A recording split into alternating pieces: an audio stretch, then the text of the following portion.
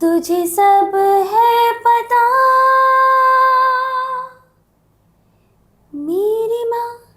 মানে একটা আকাশে যখন খোলা মনে যখন পাখি ওড়ে তো গান হচ্ছে সেটা। একদিকে সমাদৃতাকে পাওয়া, আরেকদিকে আমার হারিয়ে যাওয়া। প্রতিটি মায়েরই তার মা হয়ে ওঠার পিছনে তার মায়ের অনেকটা হাত থাকে, অনেকটা ভূমিকা থাকে। যেরকম বৃষ্টি পড়লে যখন ছাতাটা খুলি তখন শরীরের উপরে যেন বৃষ্টিটা না পড়ে, তো মা হচ্ছে ছাতা। আমার কিন্তু স্বর্গ সমাদৃতা যখন সকালে ভোরবেলা রেওয়াজ করে আর আমার ঘুম ভাঙে। আমার কিন্তু স্বর্গ যখন সমাদৃতা বিভিন্ন বড় বড় প্রোগ্রামে যায় এবং ওকে ওর গানের জন্য যখন প্রশংসা পায়, আমাকে যখন প্রশংসা করা হয়, তখন আমার মনে হয় না যে আমি নাচটা ছেড়ে আজকে ভুল করেছি। একজন মায়ের তখনই চোখ থেকে জল আসে, সেটা আনন্দ অশ্রু আমার মনে হয়, একদম। যখন মেয়ের সেই আলোটুকু দেখতে পায়, যে আলোটুকু নিজের মধ্যে এতদিন সেই মা চেষ্টা করেছিলেন লালন করতে। কোনো সন্তানকে বকা, মারা বা কোনো কিছু শাস্তি দেওয়া হচ্ছে মায়ের ভালোবাসার একটা প্রতীক। যে মা সন্তানকে বকে না, সন্তানকে শাস্তি দেয় না বা সন্তানকে কোনো সংস্কৃতি শেখায় না, বুঝবেন সেই সন্তান মানে টোটালি স্পয়েলড চাইল্ড। কি করে বলবো তোমায় আসলে মন কি যে চায়।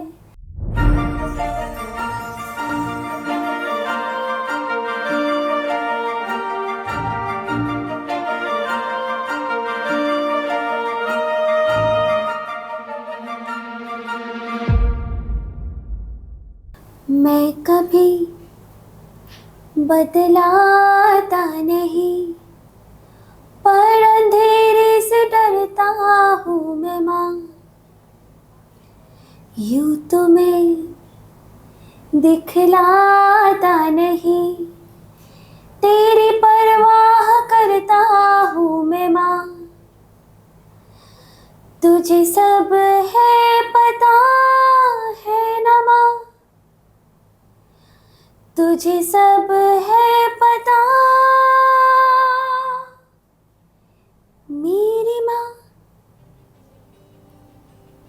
মা, সত্যি এই মা শব্দটার মধ্যে যে ওম রয়েছে, যে ভেতরের একেবারে গর্ভের সুখ রয়েছে, তা বোধহয় কোনো শব্দে নেই এই পৃথিবীতে। আর আমাদের মায়েরাই আমাদের প্রত্যেকটা মনের কথা, যা আমরা মুখে বলি না, সেগুলোও বোধহয় জানতে পারেন, তাই না? এতদিন মাতৃবৎসলে আমরা মায়েদের থেকেই শুধু শুনেছি যে তারা কিভাবে একেবারে জঠর থেকে তাদের সন্তানকে লালন পালন যত্ন করে বড় করেছেন বা বড় করছেন। তাদের মাতৃত্বের আনন্দ গান শুনেছি। আজ সন্তানের গান শুনে শুরু করলাম, তার কারণ আজ শুধু মাতৃবৎসলে মায়ের গল্প শুনবো না, মায়ের গল্প তো শুনবই, সন্তানেরও তার মায়ের প্রতি কি উপলব্ধি, কি অনুভূতি, এবং মাকে নিয়ে তার কত কথার থাকে মনে। সবসময় হয়তো সব বলা হয় না। আজকে এই মাতৃবৎসলের পর্বে মা মেয়ের কথা হবে, সঙ্গে আমি। আর আজকের মাতৃবৎসলে যে মা মেয়ে আছেন তাদেরকে আপনারা চেনেন, যার গান শুনে শুরু হলো তাকে তো অবশ্যই চেনেন, সমাদৃতা। সমাদৃতাকে আপনারা দেখেছেন আমাদের খাপছড়ার প্রভাত উৎসবের যে প্রভাত সঙ্গীত সেগমেন্টটি, সেখানে। আজকে মাতৃবৎসলে ওকে আমরা পেয়েছি, তার কারণ সঙ্গে কিন্তু কিছু চমকও রয়েছে, সেগুলো ধীরে ধীরে প্রকাশ পাবে। আজকে মাতৃবৎসলে মাতৃত্বের আনন্দ গানের এই গল্পের বা এই আড্ডার আসরে আমাদের সঙ্গে যেমন সমাদৃতা রয়েছে, সেরকমই রয়েছেন কাকিমা, অর্থাৎ রুমাদি। আমরা কাকিমা বলি বটে, কিন্তু কাকিমা আমাদের কাছে বন্ধুর মতোই, তার কারণ মা তো বন্ধুই হয়। আলাপ করে নেব সমাদৃতা এবং কাকিমার সঙ্গে। নমস্কার। তোমাদেরকে নমস্কার বলে বলছি বটে, কিন্তু সম্পর্কটা এই কদিনে এত কাছের হয়ে গিয়েছে যে একদম। মাতৃবৎসরে মনে হলো যে তোমাদের গল্প শুনি, তোমাদের মা মেয়েকে কিছুটা কাছ থেকে দেখার সৌভাগ্য হয়েছে, এবং সেই সূত্র ধরেই মনে হলো যে মাতৃবৎসরে তোমাদের মা মেয়ের জুটি অত্যন্ত উপযোগী এই সময় দাঁড়িয়ে। তার কারণ মা এবং সন্তানের সম্পর্ক, এগুলো নিয়ে ব্যাখ্যা করার কোনো জায়গা নেই। একদমই না। এই সম্পর্কটা হচ্ছে আমার মনে হয় চিরদিনের এবং চির অমর। এই সম্পর্কের কোনো সত্যি ব্যাখ্যা ব্যাখ্যা হয় না। হ্যাঁ, আজকে যেহেতু মাতৃবৎসরে আমরা একেবারে শুরুর দিন থেকে সমাদৃতা এখনো অবধি তুমি কিভাবে বড় করছো সেই গল্পগুলো ছোট ছোট করে শুনি, তাই তোমার কাছ থেকে প্রথমেই জানতে চাইবো, যখন সমাদৃতা ছোট্ট সমাদৃতা ছিল সেই সময়। হ্যাঁ, আমার একটা বলতে পারো, একদিকে সমাদৃতাকে পাওয়া, আরেকদিকে আমার হারিয়ে যাওয়া, দুটো সন্ধিক্ষণ একই সময়। সেটা কীভাবে? সমাদৃতার জন্ম 30 ডিসেম্বর হয় এবং সমাদৃতা 30 ডিসেম্বরে হওয়ার পরে ও ডিসেম্বরের 30 তারিখে আমার কাছে আসে, আর আমার মা 11 জানুয়ারি আমাকে ছেড়ে চলে যায়। ও, এবং সেটা একটি দুর্ঘটনার মাধ্যমে। আচ্ছা। যার ফলে ওই ওই ওই সময়ের যে অভিজ্ঞতা, সেটা আমি ঠিক বলে বোঝাতে পারবো না। একদিকে আনন্দ, আবার আরেকদিকে মানে তুমি মা হওয়ার আনন্দ পাচ্ছ, আর মা তোমার মা আরেকদিকে হারিয়ে আমার যাওয়ার দুঃখ পাচ্ছি, এবং হঠাৎ করে হারিয়ে যাওয়া। এবং আমার মনে হয় প্রতিটি মায়েরই তার মা হয়ে ওঠার পিছনে তার মায়ের অনেকটা ভূমিকা থাকে। আমার সবসময় যতই আমি আমার মেয়ের জন্য, আমার সন্তানের জন্য যাই করি না কেন, কিন্তু কোথাও যেন একটা মনে হয় আমি হয়তো আমার মায়ের মতো মা হয়ে উঠতে পারি। এটা আমার মনে হয় যে আমার মা কিন্তু এই জায়গাটায় আমাকে অনেক বেশি আরও হয়তো বেশি করতেন। এবং আরও একটা জিনিস যেটা মনে হয় যে প্রতি ক্ষেত্রে যখন সন্তানকে যাই, ভালো মন্দ, আমাদের তো অনেক রকম অভিজ্ঞতার মাধ্যমে জীবনে এগোতে হয়, তখন কিন্তু একটাভাবেই আমরা এগোতে পারি মায়েরা, আমার মা এখানে থাকলে কি করতেন সেটা ভেবে এগোনো। সমাদৃতাকে নিয়ে আমার অনেক যুদ্ধ হয়েছে, এবং আমার মনে হয় সবারই এই যুদ্ধটা হওয়া প্রয়োজন। পৃথিবীতে আমরা খুব কষ্ট পাই যখন আমরা ভিড় থেকে আলাদা হয়ে যাই, যখন আমি একা হয়ে যাই। কিন্তু এই কথাটা কৌশানি আমি একটু অন্যভাবে বলবো। ভিড় থেকে তখনই তোমাকে ইউনিভার্স বা আমরা ঈশ্বরকে যদি বিশ্বাস করি, তখনই তোমায় আলাদা করবে যখন তুমি শক্তি থাকে তোমার বহন করার, এবং তোমার আলাদা অনেক বড় কিছু করার মতো জায়গায় তুমি যাবে বলেই ঈশ্বর তোমাকে সবার থেকে ভিড় থেকে আলাদা করে। যেহেতু ছোটবেলা থেকে বড়বেলার দিকে যাচ্ছি, হ্যাঁ, পড়াশোনার সঙ্গে সঙ্গে ছোটবেলা থেকে ওর গানের চর্চা। হ্যাঁ, ছোটবেলা থেকে ওর কি হতো, ভোর 4টের সময় উঠতো, এবং এখনো পর্যন্ত কিন্তু ভোর 4টেতেই ওঠে। তো যখন 4টের সময় উঠে এই যে 4টের সময় উঠতো বলছো, এখানে তো নিশ্চয়ই তোমার একটা অবদান আছে, মানে তুমি নিশ্চয়ই ওকে বুঝিয়েছো যে এই সময় উঠলে, রেওয়াজ করলে। হ্যাঁ হ্যাঁ, সেটা তো অবশ্যই, এবং গুরুদের ভীষণ বড় হাত আছে। ওনারা, ওকে আমি ডিসিপ্লিনে নিতে পেরেছি গুরুদের জন্য। ওনারাই বলেছেন ওইটি এমন একটি সময় যে সময়ে রেওয়াজ করাটা ব্রহ্ম মুহূর্ত। এবং সমাদৃতার ক্ষেত্রে একটা জিনিস ওর আমি মা হয়ে বলবো না, বলিও না কখন আমার মেয়ের এটা খুব দুঃখ, আমি ভালোটা বলতে চাই না, কিন্তু এখন বলছি আজকে এখানে। ওকে যদি কোনো একটা নিয়মের মাত্রায় আমি ওকে ধরে দিই, সেটা যদি ও বোঝে যে আমি এটা কেন করছি, তাহলে সেটাও মেনটেন করে। হ্যাঁ, তো যেখানেই যাই করুক, ও সকালে ওটা করে। তো স্কুলে যখন যেত, স্কুলিং টাইম ছিল 7:15, স্কুলে ক্লাসে ঘুমিয়ে পড়তো ছোটবেলা, এবং ছোটবেলা 4টের সময় উঠতো বলে ওখানে গিয়ে তখন ঘুমিয়ে পড়তো, ছোটবেলা টানতে পারতো না। তো তো স্কুলের টিচাররা ওকেও অনেকবার বলেছে, আমাকে বিশেষ বলেনি, কিন্তু ওকে বলেছে। এটা বলেছে অবশ্য আজকালকার দিনের মায়েদের এটা কি, যে ছেলে মেয়েদেরকে এত দিক কেন করতে চায়, 4টের সময় ওঠানোর কী দরকার, ও এরকম ওকে অনেকবার বলেছে, কিন্তু ও চুপ করে থাকে। আচ্ছা, তোমার এই কথাটাই আমি সমাদৃতাকে একটু জিজ্ঞেস করতে চাইবো, যে এই যে মা বললেন ভোর 4টের সময় উঠে তুমি ওই ছোটবেলা থেকে রেওয়াজ করতে, তারপর স্কুলে গিয়ে ঘুম পেয়ে যেত, স্বাভাবিক ছোট্ট মেয়ে। মা তো জোর করতেন না বটেই, কিন্তু ওই সেই ছোট্টবেলা থেকে আজ অবধি প্রতিদিন ভোর 4টের সময় উঠে রেওয়াজ করা এবং মায়ের কথা শুনে চলা, এটার মধ্যে কেমন আনন্দ আছে, আর আবার সাইড বাই সাইড মাঝে মাঝে কি একটু বিরক্ত লাগে? ফার্স্ট অফ অল আমি তো বিরক্ত মনে করি না, কারণ আমি গানটাকে খুব ভালোবেসে করি। বাহ, আমি গানটাকে ভীষণ ভালোবেসে করি। আর গানটা না একটা হলো সাধনা, মানে বেসিক্যালি বলতে গেলে মা সরস্বতীকে আরাধনা করা। আর গানটা কি মানে মানে একটা আকাশে যখন খোলা মনে যখন পাখি ওড়ে, তো গান হচ্ছে সেটা। কি সুন্দর বলছে না ও। গান হচ্ছে একটা পাখি ওড়ার মতো।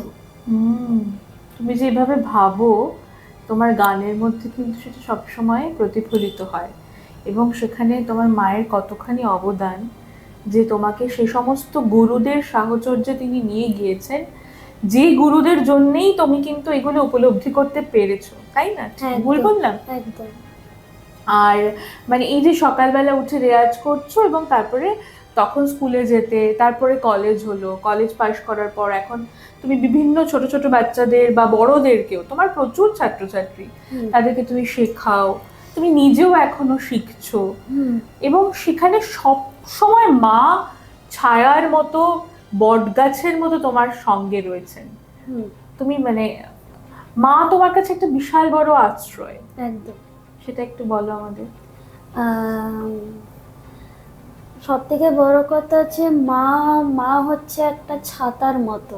মানে যখন বৃষ্টি পড়ে, যেরকম বৃষ্টি পড়লে যখন ছাতাটা খুলি তখন শরীরের উপরে যেন বৃষ্টিটা না পড়ে, তো মা হচ্ছে ছাতা।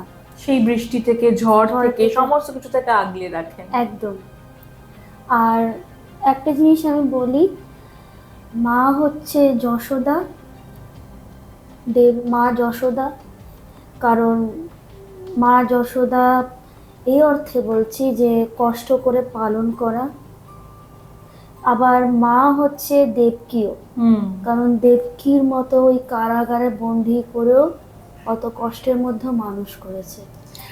আমি সমাদৃতার গান শুনেছি, এবং সমাদৃতার সঙ্গে আমরা একটা কাজ করছি, সে প্রসঙ্গে আসছি।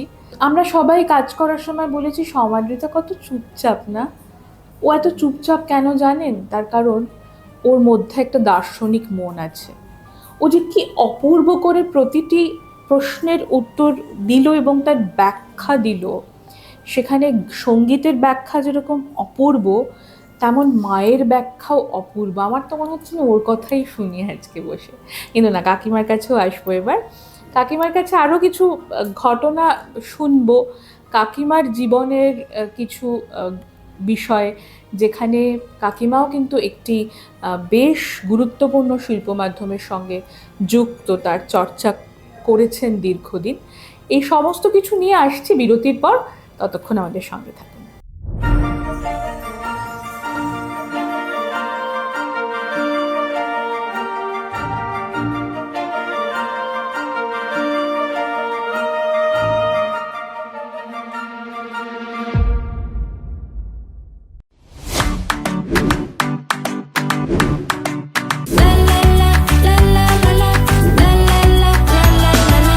আজকে আমরা এসেছি বোহো আমিগো ক্যাফেতে। Initially we started this cafe as a Mexican theme দিয়ে স্টার্ট করেছিলাম। থিমটা ওরকমই আছে, কালারফুল এন্ড মেক্সিকান ভাইবস দিয়ে একদম, মানে একটা চিলি থিমস আছে। বাট দেন মেনু আমাদের কিছু বাঙালি জনার্সও আমরা রেখেছি, তার সাথে সাথে কোরিয়ান, জাপানিজ, চাইনিজ এগুলোও আছে, ওরিয়েন্টালও আমাদের এন্ট্রো আছে। এই সব মিলিয়েই বোহো আমিগো।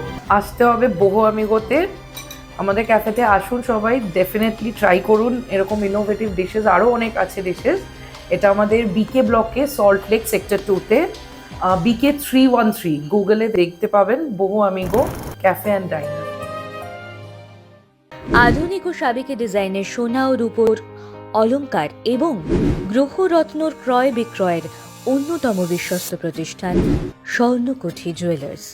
আপনার পুরনো সোনার পরিবর্তে নতুন হলমার্ক সোনার অলংকার ক্রয় বিক্রয়ের যোগাযোগের একমাত্র ঠিকানা Swarnakuthi jewellers, 125/B Bipin Behari Ganguly street, Bowbazar, Kolkata 7,12,000। যোগাযোগের নম্বর 9831154755 এবং 9073318025।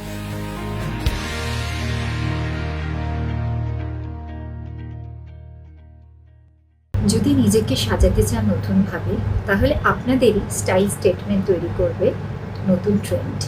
আর স্ত্রীর এক্সক্লুসিভ ব্লাউজের কালেকশনে আপনাদের ওয়ার্ড্রবের পুরনো শাড়ি পাবে নতুনের স্বাদ। তাই অভিনব ব্লাউজের কালেকশনের নতুন ঠিকানা হলো স্ত্রী। যোগাযোগ করুন 9674464184। আরেকটা নাম্বার হলো 9831251464।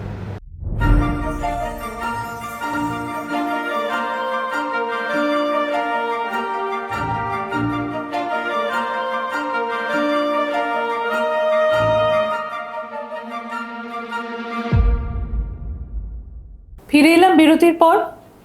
সমাদৃতার অপূর্ব গান শুনে তো আজকে পর্ব শুরু হয়েছে, আপনারা সমাদৃতার অপূর্ব সব কথাও শুনেছেন।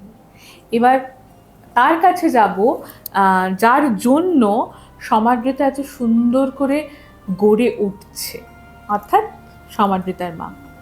কাকিমা, সমাদৃতার কথা শুনছিলাম, এই প্রসঙ্গে তোমার কাছে একটু জিজ্ঞেস করব। ব্রেকে যাওয়ার আগে যে কথাটা প্রথমেই বলছিলাম, যে তুমিও দীর্ঘদিন নৃত্যের চর্চা করেছো এবং কত্থক শাস্ত্রীয় একটি খুব মূল্যবান শাস্ত্রীয় নৃত্য, সেই শাস্ত্রীয় নৃত্যের চর্চা তুমি দীর্ঘদিন করেছো। তারপরে কি একটা ট্রানজিশন পিরিয়ড এলো যখন নাচের চর্চাটা একটু বন্ধ হয়ে গেল? আমি 3 বছর বয়স থেকে করি। এবং আমি যখন নাচ নিয়ে, আমার সাবজেক্ট কত্থক ছিল, আমি যখন করেছি তখন ফুল ফেজে করেছি, মানে যতটা পড়াশোনা করে ততটাই আমি নৃত্য করেছি। আমারও এরকম সমাদৃতা যেমন ভোর 4টে ওঠে, আমাদেরও সকালে আমার একটা টাইম ছিল, ওই টাইমে আমার প্র্যাকটিস ছিল এবং আমরা অনেকে গ্রুপে মিলে প্র্যাকটিস করতাম। ওটা আমাদের প্রত্যেক দিনের একদম নিয়ম করে যে যা স্কুল কলেজে যাওয়া হতো। এবং আমাদের নিয়ম ছিল শীত, গ্রীষ্ম, বর্ষা ফ্যান অফ করে প্র্যাকটিস করা। তো ওই সময় থেকে আমি সমাদৃতা হওয়ার আগে অবধি আমি নৃত্যটা বজায় রাখতে পেরেছিলাম এবং আমার প্রচুর স্টুডেন্ট ছিল। আচ্ছা, প্রচুর। আমি আমার নিজের হাতে অনেক ছেলে মেয়েও তৈরি করেছি। আমি যেহেতু খড়দা বাসিন্দা, ওখানে মিউনিসিপ্যালিটির সব প্রতিযোগিতাগুলোতে আমার স্টুডেন্টরাই ফার্স্ট হতো। খুব ভালো লেভেলেই আমি ওই সময় করেছি। কিন্তু সমাদৃতা জন্মানোর সময় আমার কিছু কমপ্লিকেশন হয়, শারীরিক কমপ্লিকেশনস, যার ফলে সমাদৃতা জন্মের আগে আমাকে হসপিটালাইজড হতে হয়। এবং তখন ডক্টর বলেছিলেন দুজনেরই জীবন সংশয়, এবং তার সমাদৃতা ডিসেম্বরে হয়, আমি সেপ্টেম্বর অবধি স্কুল চালাই। আচ্ছা, সেপ্টেম্বর অবধি স্কুল চালাই। তারপরেই আমি নিজে সেটা ফিল করিনি যে আমার কমপ্লিকেশন শুরু, কারণ আমি নর্মাল, কারণ যারা ডান্সার তারা এমনিই অ্যাক্টিভ, আমরা সব কিছু নিয়ে করি। কিন্তু তারপর একটু কমপ্লিকেশন দেখা দেয়, তো তখন আমাকে নার্সিংহোমে ভর্তি করানো হয় এবং ডক্টর বলে দেন যে জীবন সংশয় যেটা। তো তখন ওদের একটা মনিটর ছিল, ওই দিয়ে হার্টবিট, বিশ্বাস করো আমার গায়ে কাটা দিচ্ছে, হার্টবিটটা শোনা যাচ্ছে। তো ওই সময় একদম ফুল টাইম। আর ওই সময় প্রথম দিন যখন করলো কোনো হার্টবিট নেই, ওরা তো পুরো শোনা যায় যেরকম আমরা আমাদের এখানে স্পন্দন শুনতে পাই। যখন হার্টবিট শোনা যাচ্ছে না, আমি না মানে আমার মনে হলো আমার ভেতরটা পুরো খালি হয়ে গেল, জীবনটা যেন বেরিয়ে যাচ্ছে। তারপরে পর মুহূর্তে বলছে দাঁড়াও দাঁড়াও, এত ইয়ে হলো না। তার পর মুহূর্তে আস্তে আস্তে হার্টবিটটা পাওয়া যায়, শোনা গেল। তারপরে আমি একটু ইয়ে হলাম, ডক্টর পরিষ্কার বলে দিল যে একদম পুরো বেড রেস্ট। এবং তারপরে ও হওয়ার পরেও আমার শারীরিক এমন কিছু রিকভার করতে সময় হলো, যার জন্য আমার নাচটা ওই সময় থেকে আমার একটু সরে আসতে হলো আমার সমাদৃতার কারণে। কিন্তু আমার বলতে বাধা নেই। আজকে আমি একটা কথা বলি, স্বর্গ কী জিনিস আমরা জানি না। আমরা স্বর্গ কোনো ভালো কিছু স্বর্গে আছি। তা আমার কিন্তু স্বর্গ সমাদৃতা যখন সকালে ভোরবেলা রেওয়াজ করে আর আমার ঘুম ভাঙে।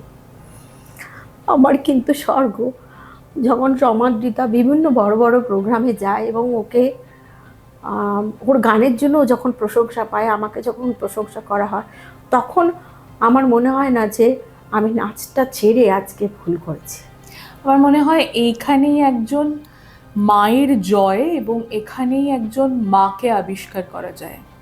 তার কারণ এই যে আমি কাকিমার কথা শুনতে শুনতে ভাবছিলাম যে আমরা যে শিল্পকর্মের সঙ্গে যুক্ত বা শিল্প চর্চা করি, তাকে যদি ত্যাগ করতে হয় সন্তান ত্যাগের সমান সেটা। কিন্তু তারপরেই কাকিমা নিজে থেকেই বলছেন যে তাতে কোনো দ্বিধা বা বাধা মনে হয়নি সেটা, কেননা সমাদৃতা এবং সমাদৃতার গান সেই জায়গাটাকে পূর্ণ করে তুলেছে। একজন মায়ের তখনই চোখ থেকে জল আসে, সেটা আনন্দ অশ্রু আমার মনে হয়, যখন মেয়ের সেই আলোটুকু দেখতে পায়, যে আলোটুকু নিজের মধ্যে এতদিন সেই মা চেষ্টা করেছিলেন লালন করতে, সেই আলোটাই তো ছড়িয়ে দেন মেয়ের জন্য। আর ওই জন্যেই বোধহয় সমাদৃতা মায়ের বিবরণ ঠিক এভাবে দিল। সমাদৃতা এবং কাকিমা যেন একসঙ্গে খুব ভালো থাকেন এভাবেই। সমাদৃতা, মায়ের কাছে বারবার শুনলাম যে মা নিজের কথার সঙ্গে সঙ্গে যাদের কথা বললেন গুরুরা, যাদের জন্য তুমি আরও বেশি গানকে নিয়ে তোমার সাধনা এগিয়ে নিয়ে যেতে পারছো এবং আগামী দিনেও তুমি গানকে নিয়েই পথ চলবে, সেই গুরুদের কথা একটু শুনবো। সব থেকে বড় কথা হচ্ছে গুরু, আমি যখন প্রথমবার যখন আমি গুরুজির কাছে যাই, তখন আমি মানে আমার গানের সম্পর্কে অতটা জ্ঞানও ছিল না। মানে আমি একটা সাও জানতাম না যে সা কি জিনিস। তো গুরুজি আমাকে সা যখন শিখিয়েছেন, খুব যত্ন করে শিখেছি। এবং শুধু গান শেখানো না, গানের বাদেও যে আরো অনেক বড় দুনিয়া আছে, জীবনে চলতে গেলে কি কি লাগে কি কি লাগে না, সেটা মানে খুব সুন্দরভাবে শিখিয়েছেন। এবং সব থেকে বড় কথা, গুরু একটা জিনিসই শিখেছে, সেটা হচ্ছে সময়, টাইম, ডিসিপ্লিন, সময়। আর সব থেকে বড় কথা হচ্ছে গানের বাদ দিয়েও বিভিন্ন জ্ঞান জানা মানে লিটারেচার, জিওগ্রাফি, হিস্ট্রি, কোথাও বাইরে যাচ্ছ সেটার ব্যাপারে কি কি দেখেছো। সর্বাঙ্গীনভাবে একজন গুরু তখনই হয়ে ওঠেন যখন তিনি তার শিষ্য বা শিষ্যাকে জীবনের বোধ থেকে শুরু করে যে শিল্পের চর্চা সেই মানুষটি করছে সমস্তটা সম্পর্কে শিক্ষা এবং দীক্ষা দান করেন। সমাদৃতা সৌভাগ্যক্রমে সে সমস্ত গুরুদের সঙ্গই পেয়েছেন। এবার একটুখানি একটু মজার প্রশ্ন করি। হ্যাঁ, মা সামনে বসে আছেন, মাকে কি ভয় পাও? ভীষণ ভয় পাই। তাই? হ্যাঁ। মাকে দেখে ভয় লাগে? হ্যাঁ। মা বকেন? একটু না? ভালো তো অনেকটা বাসেন, এবং বকা তো একটু খেতে হবে না? একদম। কোনো সন্তানকে বকা, মারা বা কোনো কিছু শাস্তি দেওয়া হচ্ছে মায়ের ভালোবাসার একটা প্রতীক। ঠিক, বাহ। আর এটা আমি কেন বলছি, আমি অনেক সন্তানদেরকে দেখেছি যে যারা টোটালি স্পয়েলড হয়েছে। দেখুন, সন্তানের মৃত্যু অন্য জিনিস, কিন্তু সন্তানের সামনে দেখে মানে সন্তান নষ্ট হওয়া সেটা আরেকটা অন্য জিনিস। তো যেই মা সন্তানকে বকে না, সন্তানকে মারে না, সন্তানকে শাস্তি দেয় না, বা সন্তানকে কোনো সংস্কৃতি শেখায় না, বুঝবেন সেই সন্তান মানে টোটালি স্পয়েলড চাইল্ড। সমাদৃতা কিন্তু এটা মানে ওকে যখনই কোনো প্রশ্ন জিজ্ঞেস করা হচ্ছে, ও তার মাধ্যমে এত সুন্দর বার্তা দিচ্ছে আমাদের। সত্যি তো তাই, আমরা আজকাল বাবা মারা মারলে বকলে, বা নিজের পক্ষে আমাদের স্কুলের টিচাররাও মারলে বকলে আমরা খুব রেগে যাই। আমাদের ইগো বলে একটা শব্দ আছে, যেই শব্দটা তখন খুব বেশি সজাগ হয়ে যায় আমাদের বোধের সঙ্গে। কিন্তু একবারের জন্যও ভাবি না আমাদেরও যারা মা বাবা তারা তো আরও বেশি বকতেন মারতেন, এবং একটা সময় স্কুলে কিন্তু চাবুক প্রথা চালু ছিল, ঠিক আছে, যে করবি না মানে টোলে আর কি, হ্যাঁ করবি না মানে চাবুক পেটা করবো না, এরকম একটা ব্যাপার। তখন কিন্তু ছেলেমেয়েরা সেই শিক্ষক শিক্ষিকাকে, সেই মা বাবাকে ততোধিক সম্মানও করতেন। সমাদৃতা আজকালকার মানে একদম বলতে গেলে জেনজির যুগের, কিন্তু সমাদৃতার মধ্যে যে শিক্ষা, যে আদর্শ কাকিমা প্রথিত করেছেন, তা কিন্তু সত্যি অতুলনীয়। ব্রাভো! একটা ওর জন্য একটা মানে সাধুবাদ, অনেকখানি সাধুবাদ ওকে জানানো অবশ্যই প্রয়োজন। আচ্ছা, এবার বলি যে তুমি তো খেতে খুব ভালোবাসো, একদম। মায়ের হাতের কোন রান্নাটা সব থেকে প্রিয়? মায়ের হাতে সব থেকে সব রান্নাই প্রিয়। আমার মা যেরকম সব ধরনের রান্না যেরকম মন দিয়ে করে, সেটা দোকানে করে না। ঠিকই তো, তো মায়ের হাতে বিশেষ করে মায়ের হাতের যে ভালোবাসাটা থাকে সেটা তো দোকানের খাবারে থাকে না। একদম স্বাভাবিক। তো মায়ের হাতে যেমন পালং পনির, পনির বাটার মশালা, বাটার চিকেন, ওরে বাবা, ফ্রাইড রাইস, চিলি চিকেন, আর বিশেষ করে চিকেন বিরিয়ানি। দারুণ ব্যাপার। তাহলে কি বলেন, আমরাও সদল বলে একদিন সমাদৃতার বাড়িতে যাই, কাকিমার হাতের রান্না জমিয়ে বসে খেয়ে আসি। এটাই তো মানে সমাদৃতার যে পদগুলো কাকিমা রান্না করে ওকে দেন বলে শুনলাম, মাঝে মাঝে, নিশ্চয়ই প্রতিদিন নয়, তো সেই পদগুলো শুনে কিন্তু জিভে জল আসা অবশ্যম্ভাবী। আমি জানি আপনারাও জিভে জল আটকাতে পারছেন না। এবার কাকিমাকে জিজ্ঞেস করব যে কাকিমাকে সমাদৃতা কতটা বায়না করে কাকিমার কাছে? না, বায়না করে। সন্তান মানেই তো সন্তান, আর কোথায় যাবে, মায়ের কাছেই বায়না করে। আর যেখানে আমার মতো মা, আমি তো সিঙ্গেল মাদার, ওর বাবা চলে গেছেন, সেটা একটা খুব বাজে ফেজ দিয়ে আমরা পার করেছি। এবং ওর বাবা মারা যাওয়ার আগে আমার একটা অ্যাক্সিডেন্ট হয়। আচ্ছা, ওই সময় সমাদৃতা আমার মেয়ে আমাকে অনেক সঙ্গ দিয়েছে, সত্যি কথা বলতে কি। এবং আমার যেদিন অ্যাক্সিডেন্ট হয় তার পরের দিনও কিন্তু ও ক্লাস করতে গেছে। তো বায়না করে, সন্তানরা তো মায়ের কাছে বায়না করবে, আর কারো কাছে করে না। তবে বায়নার মাত্রাটা খুবই কম। তবে সেটা ডিপেন্ড করে আমার উপরে, আমি শুনবো কি শুনবো না, বা কখন শুনবো। তবে ওর বায়নাটা এতটাই গ্রহণযোগ্য যে আমি অনেক সময় মেনেই নিই, কারণ ওর বায়না মানে একটু খাওয়া দাওয়া। ও, বাড়ির ডাল আলু সিদ্ধটা একটু পছন্দ কম করে, ওই যে বললো অতগুলো খাবার, ওই টুকটাক ওই খাবারটা করে দাও, এরকম বায়না। একটু সাজতে ভালোবাসে, ড্রেসের বায়না। আর আমার মনে হয় মায়েদের সেই বায়নাগুলো শুনতেও ভালো লাগে, এবং সেই হ্যাঁ, বায়না রক্ষা করতেও ভালো লাগে। তোমার এবং সমাদৃতার এই যে মাতৃত্বের এবং মা ও সন্তানের যে যাত্রাপথ, সেখানে সবসময় আনন্দ গানই বাজুক, এই কামনাই করব স্বয়ং ঈশ্বরের কাছে। তোমরা আনন্দে থাকো। ঘাত প্রতিঘাত প্রতিকূলতা তো আসবেই, এটা তো জীবনের একটা অংশ। কিন্তু তুমি যেভাবে সমাদৃতাকে বড় করেছো এবং করছো, এবং তুমি যেমন একজন মানুষ, আমার মনে হয় তোমাদের কাছে কোনো প্রতিকূলতাই বড় হয়ে আঘাত করতে পারবে না। না, তুমি সব না পাওয়াগুলোকে যদি পাওয়ার দিকে বদলে দাও, যেমন ধরো দেখতে, তুমি যদি একদিক, আমরা যেমন দেখি না একটা গ্লাসের অর্ধেক জল ভরা কেউ দেখে, আবার আর কেউ দেখে অর্ধেক গ্লাস ফাঁকা। তো আমি ওই অর্থে একটা কথা বলি, সমাদৃতা আর আমি আমাদের দুজন নিয়ে আমাদের পরিবার, কিন্তু জানো তো আমাদের এই দুজনের পরিবারে আমাদের মা মেয়ের থেকেও না আমরা দুজন খুব ভালো বন্ধু।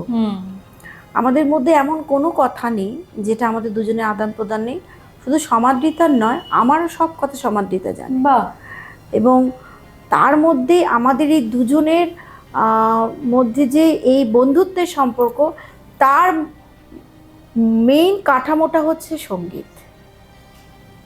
আমাদের কখনো কোনো কিছু হলেই একটা গান শুরু হয়ে যায়, সেটা যে কোনো পরিবেশ, কোনো পরিস্থিতি বা কোনো কিছু।